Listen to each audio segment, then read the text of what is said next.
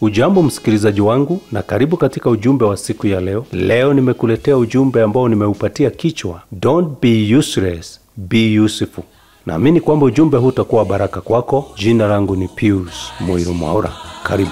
Yesu amefanyika bora kupita malaika na wanadamu. Dunia imejawa na shida na mambo mengi ambayo yanaumiza wanadamu. Na hivyo basi dunia inatafuta mtu ambaye atakuja na suluhisho. Naye huyo mtu hana budi kufanyika mtu mkubwa. Angalia watu ambao walifumbua mambo mengi. Zamani hakukuwa na simu, lakini mtu mmoja ambaye alikuwa anaitwa Alexander Graham Bell akafumbua simu ya kwanza. Na huyo mtu alikuwa miaka mingi imepita, lakini siku ya leo bado tunamkumbuka. Siku ya leo tunakula na tunatumia matunda ya Alexander Graham Bell sababu alikuwa useful. Na hakuenda tu akafikiria tu akakuja nayo. Ilimchukua wakati, mawazo mengi kukuja na hiyo solution. Kuwa useful in communication. Wewe unataka uwe mkubwa. Hii ndiyo siri. Tafuta shida ambayo utatutatulia katika dunia hii. Tuko na shida mingi duniani. Tafuta jambo moja ulisuluhishe. Miaka 10 na kitu imepita. Kuna mzee mmoja ambaye alitokea maeneo ya Tanzania, Ruriondo. Alikuwa anaitwa Abirikire Mwasapile. Huyu mzee sijui ni nani alimwambia watu wako na magonjwa mingi inawasumbua.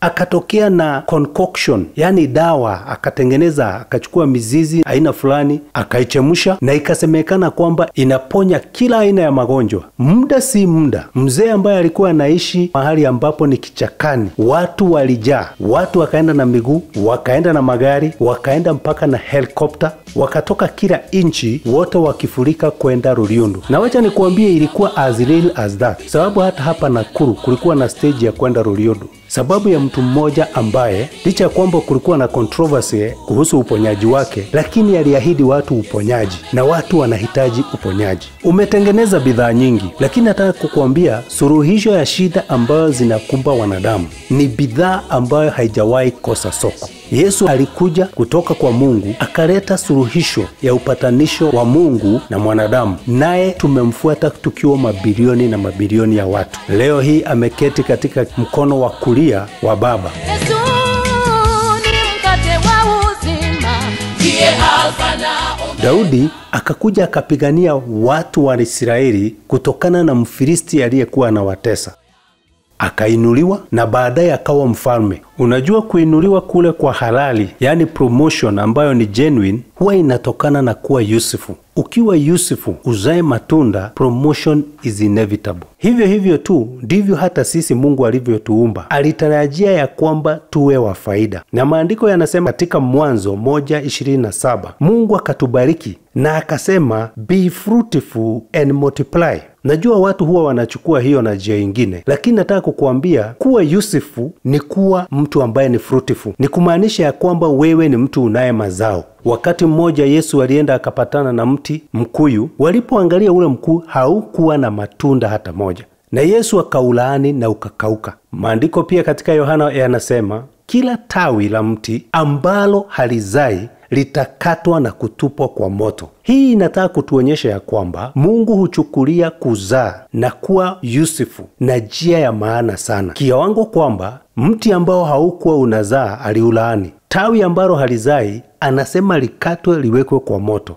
Je, kufikia hapo nikuulize, wewe ni useless ama ni useful? Leo hii nataka kukuambia kuwa useless ama kuwa useful ni mapenzi yako. It is by choice. Biblia inasema katika 2 Timothy 2:20 ya kwamba katika nyumba yote kubwa kuna vyombo aina tofauti. Kuna vyombo vya kila aina, zingine za dhahabu, zingine za fedha, zingine za udongo. Na maandiko yanasema kile kitakachojitakasa kitatumika kwa matumizi ya heshima.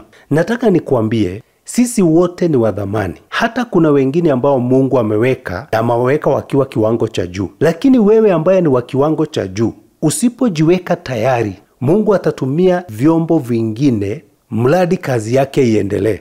Kwa hivyo nataka kusema ya kwamba haijalishi kana kwamba wewe umesoma, haijalishi kana kwamba wewe uko hali gani, mradi tu kile unachopaswa kufanya unafanya, wewe ni mtu wa msaada. Sindano ni ndogo, huwa inapatiana msaada wa kushona, alafu inawekwa na kazi yake inakuwa imekamilika. Kuna mtu alisema si lazima ufanye kitu kikubwa, bali unaweza kufanya hata kitu kidogo kwa njia kubwa.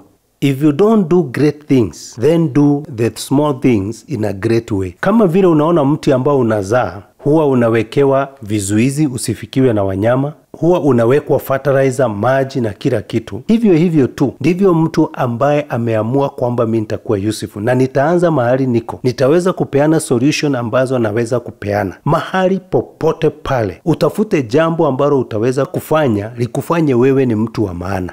Unajua, God does not reward possession. Mungu si kama mwajiri ambaye mtu analipwa kulingana na position ambayo uko katika kazi. Ukiwa job group L, P, J, A, B, unalipwa kulingana na job group. Mungu huangalia usefulness, productivity, fruitfulness. Maybe kiwango cha Mungu kinaweza kukaribia kile cha watu ambao huwa anafanya kitu inaitwa target ama deliverables ama contract. Ukimaliza kazi ambayo ulipewa, unalipwa. Uwe wewe uko na possession ama hauna possession, lakini umemaliza kazi ambayo Mungu amekupa, atakulipa. Hapa duniani tu ndio huwa tunalipa watu kwa sababu yeye ni mkubwa, analipwa pesa nyingi. Kwa sababu yeye ni general manager, managing director, CEO, supervisor na kadhalika. Lakini katika viwango vya Mungu, yeye huangalia, je, are you useful? How useful are you? Je, we unazaa namna gani? Yaani Mungu huwa anahesabu matunda ambayo umezaa.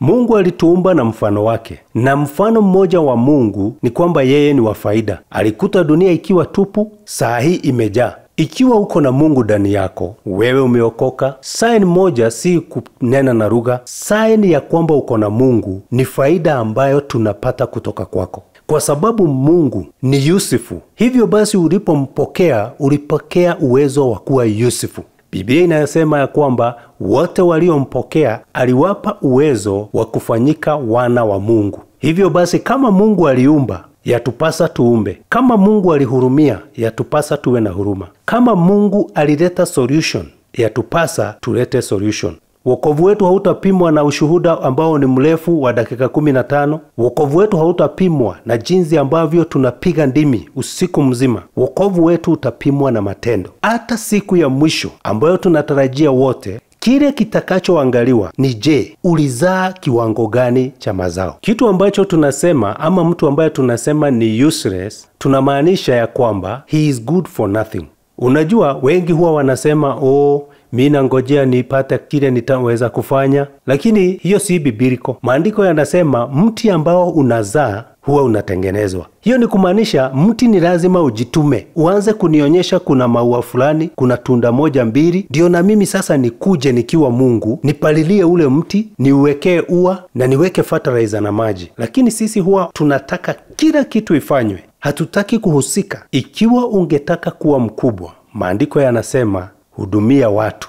Watu wengi ambao walifanyika wakubwa ni watu ambao walihudumu, ni watu ambao walikuwa useful, ni watu ambao walikuwa wa msaada, wakaenda kama wameinuka wakafika juu. Huwa tunazungumzia kuhusu mateso ya Ayubu na tunazungumzia utajiri wake ulivyokuwa. Lakini kuna jambo fulani ambalo huwa hatuguzii sana, ya kwamba Ayubu alikuwa useful. Maandiko yanasema alikuwa sauti ya watu ambao ni wanyonge, yatima, wajane. Yale alikuwa na solution, alikuwa wa msaada. Akiingia mahali hivi unajua ya kwamba tumepata solution. Na maandiko yanasema alifika mahali, akifika kwa lango la mji, wazee wanamuinamia, vijana wakimuona wanaamuka kwa heshima, kwa sababu ni useful. Wewe unataka tukuheshimu, tukuinamie. Swali ni je, msaada wako ni upi? Maandiko yanasema akaumba mume na mke, akawabariki. Na hivyo kama wewe sio useful, je, kuna uwezekano ya kwamba kuna kitu ambacho umeondolewa? Sababu mwanadamu naturally unafaa kuwa useful. Jambo moja unaweza lifanya ili uwe useful ni kutembea na watu ambao ni useful. Hao watu watakufanya hata wewe utamani kuwa useful. Yaani ukiona jambo tu linaharibika, unasikia moyo wako unahimizika kulitengeneza. Katika kitabu cha Philemon, Paulo akiwa mtumwa alipatana na Onesimus gerezani. Na Onesimus alikuwa ameletwa kwa sababu ya kufanya mambo ambayo hayakufaa. Kwa hivyo hakuwa mtu mzuri. Lakini walipokaa na Paul gerezani, Paul akaweza kufunza yule Onesimus, akamtengeneza mpaka alipotoka akaandika barua kwa Philemon akamwambia, huyu Onesimus najua wakati alipokuwa anatoka kwako hakuwa mtu wa faida yoyote, lakini sasa anakurudia akiwa mtu wa maana zaidi, akiwa mtu wa msaada. Amekuwa msaada kwangu Paulo, na hata kwako atakuwa wa msaada. Hiyo ni kumaanisha ukiwa unatembea na mtu ambaye ni Yusufu, kuna uwezekano mkubwa uwe Yusufu. Ukitembea na mtu ambaye ni useless, kuna uwezekano mkubwa utakuwa useless. Je, watu ambao mnatembea nao, mnakaa na wao, mnaishi na wao, huwa wanasema aje kukuhusu?